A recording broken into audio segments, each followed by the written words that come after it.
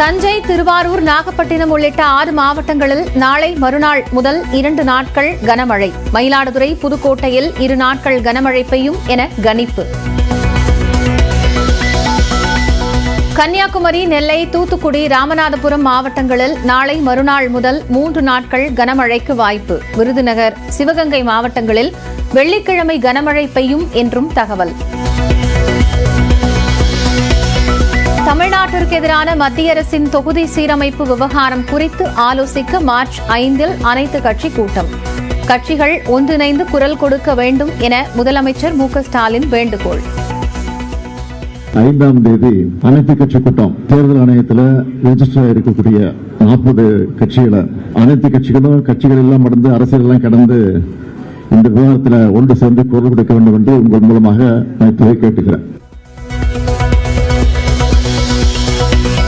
மத்திய அரசு பின்பற்றும் நடைமுறையால் தமிழ்நாட்டில் 8 MP தொகுதிகளை இழக்கும் அபாயம். மீண்டும் ஒரு மொழி போருக்கு தயாராக உள்ளோம் என்றும் முதலமைச்சர் மு.க.ஸ்டாலின் உறுதி. தமிழ்நாட்டில் இருக்கக்கூடிய தொகுதிகளில் 8 தொகுதிகளை இழக்க வேண்டிய ஒரு சூழ்நிலை ஏற்பட்டிருக்கு. அதாவது தமிழ்நாட்டுக்கு 39 MP இருக்க மாட்டாங்க, 31 MP தான் இருப்பாங்க. மும்மொழி கொள்கை இந்த பிரச்சனைகள் எல்லாம் தீர்வு காணணும்னா நம்ம MP அதிகமாக இருந்தால் தான் குரல் கொடுக்க முடியும். ஆக அதுதான் முக்கியத்துவம். மக்கள் தொகை அடிப்படையில் தொகுதி மறுசீரமைப்பு என்பதை ஏற்க முடியாது என முன்னாள் அமைச்சர் ஜெயக்குமார் உறுதி. அனைத்து கட்சி கூட்டத்தில் அதிமுக பங்கேற்பதா என்பது குறித்து முடிவெடுக்கப்படும் என்றும் பேட்டி. தொகுதி மறுசீரமைப்பு என்று சொல்லி ஒரு தமிழ்நாட்டினுடைய அந்த உரிமைகளை பறிக்கின்ற ஒரு விஷயமாக நிச்சயமாக மத்திய அரசு ஈடுபடுவது என்பது ஒரு ஏற்றுக்கொள்ள முடியாத ஒரு விஷயம், ஒரு கண்டிக்கத்தக்க விஷயமாகத்தான் நிச்சயமாக பார்க்க முடியும். எனவே எங்களுடைய அந்த நிலைப்பாடை தெளிவாக இந்த அனைத்து கட்சி கூட்டத்தில் அது அந்த நேரத்தில் கலந்து கொள்வதா இல்லையான்றது கட்சி முடிவு செய்யும். அப்படி கலந்து கொள்ளும் போது இந்த மாதிரி கருத்துக்கள்லாம் நிச்சயமாக சொல்லுவோம். மக்கள் தொகை அடிப்படையில் தொகுதிகளை பிரிப்பதால் எந்த மாநிலங்களுக்கும் பாதிப்பு இல்லை என தமிழிசை விளக்கம். நிர்வாக சீர்கேட்டை மறைக்க தமிழ்நாட்டில் செயற்கை மொழிப்போரை ஏற்படுத்த திமுக முயற்சிப்பதாகவும் குற்றச்சாட்டு. முதலமைச்சர் அனைத்து கட்சி கூட்டத்திற்கு அழைப்பு விடுத்துள்ளதற்கு காங்கிரஸ் ஆதரவு. கூட்டணி கட்சிகளான மதிமுக, இடதுசாரி கட்சிகளும் வரவேற்பு. அரசு ஆசிரியர்கள் விடுபடுத்து போராடுவதால் பல பள்ளிகளில் நடைபெறாத வகுப்புகள். அரசு ஊழியர்கள் விடுபடுத்ததால் வெறிச்சோடிய பல அலுவலகங்கள். தமிழ்நாடு முழுவதும் ஜாக்டோ ஜியோ அமைப்பினர் போராட்டம். பழைய ஓய்வூதிய திட்டம் உள்ளிட்ட கோரிக்கைகளை அமல்படுத்த கோரி முழக்கம். மும்மொழி கொள்கையை ஏற்காததால் கல்வி நிதி வழங்காத மத்திய அரசுக்கு கண்டனம். தமிழ்நாடு முழுவதும் திமுக மாணவர் அணியினர் போராட்டம்.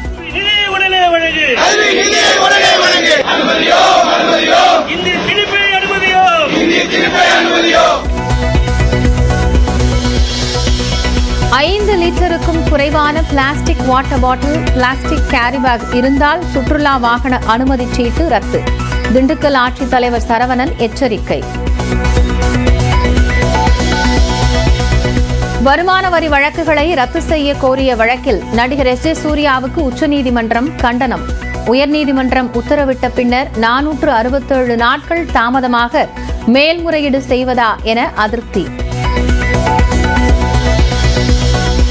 கோவை வடக்கு தொகுதி அதிமுக MLA அம்மன் அர்ஜுனன் வீட்டில் லஞ்ச ஒழிப்புத்துறை சோதனை. வருமானத்திற்கு அதிகமாக சொத்து சேர்த்ததாக பதியப்பட்ட வழக்கின் அடிப்படையில் சோதனையில் ஈடுபட்டுள்ள அதிகாரிகள். டெல்லி சட்டமன்றத்தில் முன்னாள் முதல்வர் அதிஷி உள்ளிட்ட 11 MLA-க்கள் சஸ்பெண்ட். அமளியில் ஈடுபட்டதாக கூறி சபாநாயகர் விஜேந்தர் குப்தா நடவடிக்கை. பாஜகவின் மும்மொழி கொள்கை, திராவிடத்தின் மீதான வெறுப்பால் அதிருப்தி. கலாச்சார அணி மாநில செயலாளர் ரஞ்சனா நாச்சியார் விலகல். போப் பிரான்சிஸ் உடல்நிலையில் முன்னேற்றம். காசா திருச்சபையினரை தொலைபேசியில் தொடர்பு கொண்டு பேசியதாகவும் வாட்டிகன் தகவல். அமெரிக்காவின் ஓஹியோ மாகாண ஆளுநர் பதவிக்கு போட்டி. இந்திய வம்சாவளி தொழிலதிபர் விவேக் ராமசாமி அறிவிப்பு. தென்கொரியாவின் சியோனன் பகுதியில் கட்டப்பட்டு வந்த பாலம் இடிந்து விபத்து. 3 பேர் உயிரிழந்த நிலையில் 2 பேரை தேடும் பணி தீவிரம்.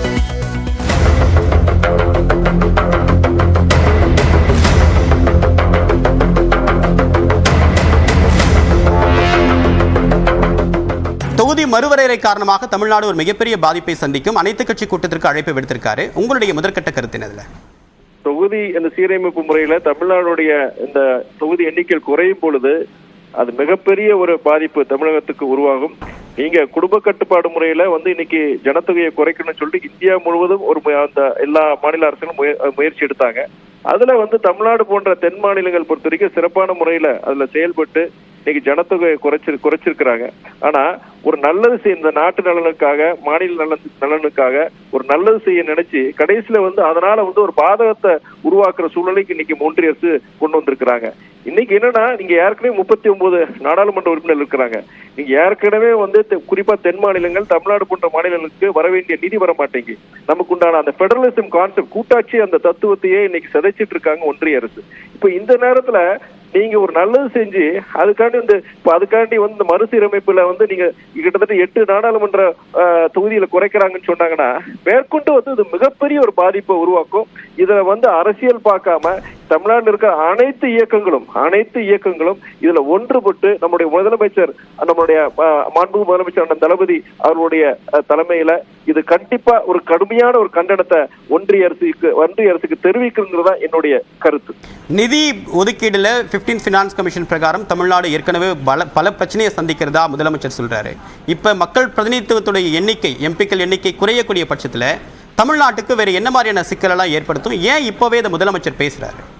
நீங்க ஏற்கனவே இங்க சொன்ன மாதிரி 15th அந்த பினான்ஸ் கமிஷன் அதோட ரெக்கமெண்டேஷன்ஸ் இவங்க சரியா ஒன்றிய நிறைவேற்றலாம். அது இல்லாம நமக்கு தமிழ்நாட்டுக்கு வர வேண்டிய நிதி நீங்க பேரிடர் நிதியா இருக்கட்டும், இல்லாட்டி நீங்க இப்ப இருக்கிற சென்னை மெட்ரோ ரயிலோட phase 2 இதா இருக்கட்டும், நீங்க பல்வேறு விஷயங்கள்ல அதே நேரத்தில் உங்களுக்கு 100 நாள் வேலை திட்டத்துக்கு உண்டான கிட்டத்தட்ட 2 மாசத்துக்கு மேல பாக்கி இருக்கு. உங்களுக்கு ஏற்கனவே வர வேண்டிய வளர்ச்சி திட்டத்துக்கு உண்டான நிதி இருக்கட்டும், இல்லாட்டி ஒன்றிய அரசுடைய ஸ்கீம்ஸ் இருக்கட்டும், அதுக்குண்டான நிதியை அவங்க கொடுக்க மாட்டேங்கிறாங்க. இப்படி இருக்கும் போது நீங்க சொல்ற மாதிரி நீங்க அந்த தொகுதி மறுசீரமைப்பு முறையில தொகுதியில குறைக்கிறாங்கன்னு வச்சுக்கோங்க, ஆட்டோமேட்டிக்கா அடுத்து எந்த விதத்திலயும் நம்முடைய நமக்கு தமிழ்நாட்டுக்கு ஒதுக்க வேண்டிய நிதியை அவங்க கண்டிப்பா இனியே குறைக்க போறாங்க. இது மிகப்பெரிய ஒரு பின்னடைவை நமக்கு தமிழ்நாடு மட்டும் கிடையாது, குறிப்பா தென் மாநிலங்கள் நிறைய தென் மாநிலங்களை பொறுத்த வரைக்கும் இதுல சிறப்பா செயல்பட்டு இருக்காங்க. இந்த குடும்ப கட்டுப்பாட்டு மூலியமா அந்த ஜனத்தொகையை குறைச்சிருக்காங்க. எல்லாருக்கும் மிகப்பெரிய ஒரு பாதிப்பை உருவாக்கும். இப்ப இந்தி பேசக்கூடிய மாநிலங்கள்ல வெற்றி பெற்றாலே ஆட்சி அமைக்கக்கூடிய சூழல் ஏற்படும் அப்படின்ற கொண்டு வராங்க. நீங்க சொல்றீங்க இல்லையா, நீங்க அதுக்காண்டியே அதை கொண்டு வராங்க, ரொம்ப வேகமா கொண்டு வராங்க. அப்ப நம்மளுடைய குறிப்பா தென் மாநிலங்கள் தமிழ்நாடு போன்ற நான் ஹிந்தி அந்த ஸ்பீக்கிங் ஸ்டேட்ஸ் பொறுத்த வரைக்கும் அதாவது அவங்களுடைய எந்தவித ஒப்புதலோ எதுவுமே தேவையில்லை. இந்த கூட்டாட்சி தத்துவம் பெடரலிசம் கான்செப்டே புறத்தள்ளிட்டு அவங்களே எல்லா முடிவுகளும் எல்லா சட்டங்களையும் கொண்டு வந்துட்டு அவங்க ஆட்சி முறையை கொண்டு வரணும். அதுக்குண்டான முயற்சின்னு தான் நான் பாக்குறேன். நான் இப்ப தமிழ்நாட்டில் சராசரியா ஒரு 6 to 8 லட்சம் பேருக்கு ஒரு எம்பி இருக்காங்க. உத்தரப்பிரதேச 25 லட்சம் பேருக்கு ஒரு எம்பி இருக்காங்க. இது ஒரு வாக்கு ஒரு வலிமை அப்படின்ற ஒரு முழக்கத்திற்கு முரணாதான் இருக்கு. அப்ப மறுசீரமைப்பு செய்யாம விட்டா தொடர்ச்சியாக இந்த விகித வித்தியாசம் அதிகரிச்சு தானே போகும். என்ன மாற்று தீர்வு இருக்குதுக்கு? நீங்க நான் ஒண்ணு அவங்க ஸ்டேட்டஸ் கோ மெயின்டைன் பண்ணும். ஸ்டேட்டஸ் கோ மெயின்டைன் பண்றது அட்லீஸ்ட் குறைஞ்சபட்சம் நம்மளுடைய தமிழ்நாடு போன்ற தென் மாநிலங்களுடைய எண்ணிக்கை தொகுதி எண்ணிக்கையில அவங்க குறைக்க கூடாது. அது குறைக்கும் போது மிகப்பெரிய இப்ப நானே பாத்தீங்கன்னா திருச்சியுடைய நாடாளுமன்ற உறுப்பினர் கிட்டத்தட்ட 6 சட்டமன்ற தொகுதி இதுல இருக்கு.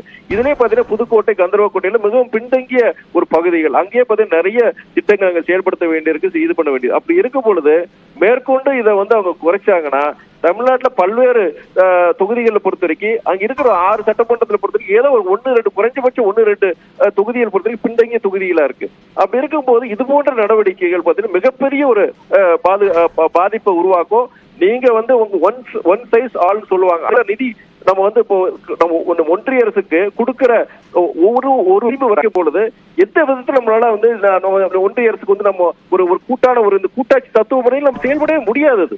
சரி, இப்ப ஒரே நாடு ஒரே தேர்தல் தொகுதி மறுசீரமைப்பு இது எல்லாவற்றையும் சேர்ந்து பார்க்கும்போது தமிழ்நாட்டுக்கு சாதகமா பாதகமா? மிகப்பெரிய பாதகத்தை உருவாக்கும். நீங்க சொல்ற இந்த தொகுதி சீரமைப்பு இது. ரெண்டாவது பாத்தீங்கன்னா ஒரே நாடு ஒரே தேர்தல் பொறுத்த வரைக்கும் அது first of all technically not feasible இருக்காது. நீங்க வந்து நீங்க ஒரு ஒரு உதாரணம் வந்து ஒரு ஒரு நீங்க அந்த சட்டத்தையே கொண்டு வந்து ஒரே நாடு ஒரே தேர்தல் கொண்டு வராங்க வச்சுக்கோங்க. ஒரு குறிப்பிட்ட மாநிலத்துல அவங்க ஒரு மெஜாரிட்டி வராம அவங்க வந்து அந்த அந்த அரசாங்கம் வந்து அது கவிழுதுன்னு வச்சுக்கோங்க. அப்ப மீறி அந்த 3 வருஷத்துக்கோ 4 வருஷத்துக்கோ அப்ப அங்க என்ன உங்க வந்து ஜனாதிபதி ஆட்சியோ இல்லாட்டி கவர்னர் வச்சு அவங்க இது பண்ண போறாங்களா? இதெல்லாம் வந்து தேவையில்லாத ஒரு குழப்பத்தை உருவாக்குறது. அது கண்டிப்பா இது வந்து அது டெக்னிக்கலி பொறுத்த வரைக்கும் டோட்டலி நாட் ஃபீசிபிள். ஒரே நாடு ஒரே தேர்தல் அது கண்டிப்பா அது கொண்டு வர முடியாது. எதை வச்சு இவங்க கொண்டு வராங்க? ஒரே நாடு ஒரே தேர்தல். அப்ப வந்து ஜனாதிபதி ஆட்சி மாதிரி கொண்டு வராங்களா? அமெரிக்கன் ஸ்டைல பொறுத்த வரைக்கும் ட்ரம்ப் மாதிரி இங்க வந்து அப்படி ஒரு இதை கொண்டு வந்து அவர் நம்முடைய இன்றைய பிரதமர் வந்து நாளைக்கு ஒரு ஜனாதிபதியை எல்லா அதிகாரம் கொண்ட ஒரு ஜனாதிபதியை கொண்டு வந்து கண்டிப்பா இந்த ஜனநாயகத்தையே அழிக்க குழி தோண்டி புதைக்கிற ஒரு முயற்சியை தான் நம்ம பார்க்க வேண்டியது இருக்கு. தமிழ்நாடை போலவே ஆந்திரா தெலுங்கானா ரெண்டையும் கிளப் பண்ணோம் அப்படின்னா அவங்களுக்கும் 8 எம்பிக்கள் எண்ணிக்கை குறையுது. புதுசா டீலிமிட்டேஷன் பண்ணாங்க அப்படின்னா ஆந்திரா தெலுங்கானாவுடைய நிலைப்பாடு மத்திய பாஜக அரசு அவங்களை சார்ந்து இருக்காங்க. ஆந்திராவுடைய எம்பிக்கள் எண்ணிக்கை சார்ந்து தான் இருக்காங்க. ஸோ அவங்களால பார்கெயின் பண்ண முடியுமா? தமிழ்நாட்டில் அப்போஸ் பண்ணாலும் என்ன மாற்றத்தை கொண்டு வர முடியும்? நீங்க தெலுங்கானா பொறுத்த வரைக்கும் அங்க காங்கிரஸ் ஆட்சி அவங்க கண்டிப்பா எதிர்த்து தான் செயல்படுவாங்க. ஆந்திரா பொறுத்த வரைக்கும் பல்வேறு விஷயங்கள்ல என்னன்னா அவங்க வந்து இன்னைக்கு சிறுபான்மையினரை பாதிக்கக்கூடிய விஷயமா இருந்தாலுமே இன்னைக்கு ஆந்திராவை பொறுத்த வரைக்கும் அவங்க பாஜகவுடைய போக்குல அவங்க போயிட்டு இருக்கிறாங்க. பட் இது பொறுத்த வரைக்கும் அந்த மாநிலத்தில் இருக்கிற மக்கள் கண்டிப்பா எதிர்ப்பாங்க. அப்புறம் மாநில மக்களுடைய எதிர்ப்பை அவங்க கருத்தில் கொண்டு அவங்க கண்டிப்பா இந்த விஷயத்துல பொறுத்த வரைக்கும் பாஜக அரசு ஒன்றிய அரசுடைய இதே நிலையை எதிர்ப்பாங்கன்னு எனக்கு படுது. நீங்க சொல்ற மாதிரி தெலுங்கானா ஆந்திரா மாத்திரம் கிடையாதுங்க. கேரளா கர்நாடகா தென் மாநிலங்கள் பொறுத்த வரைக்கும் இன்னைக்கு இந்தியாவுடைய வளர்ச்சிக்கு மிகப்பெரிய ஒரு இது பங்கு வகிக்கிறாங்க. இந்த நேரத்துல வந்து இந்த மாதிரி ஒரு இதெல்லாம் கொண்டு வரும் பொழுது நாளைக்கு வந்து ஒட்டுமொத்த இந்தியாவுடைய வளர்ச்சியே இது பாதிக்கும். இது போன்ற ஒரு அணுகுமுறை, இது போன்ற ஒரு சட்டம். உங்களுடைய கருத்துக்களுக்கு மிக்க நன்றி திரு துரை. நன்றி.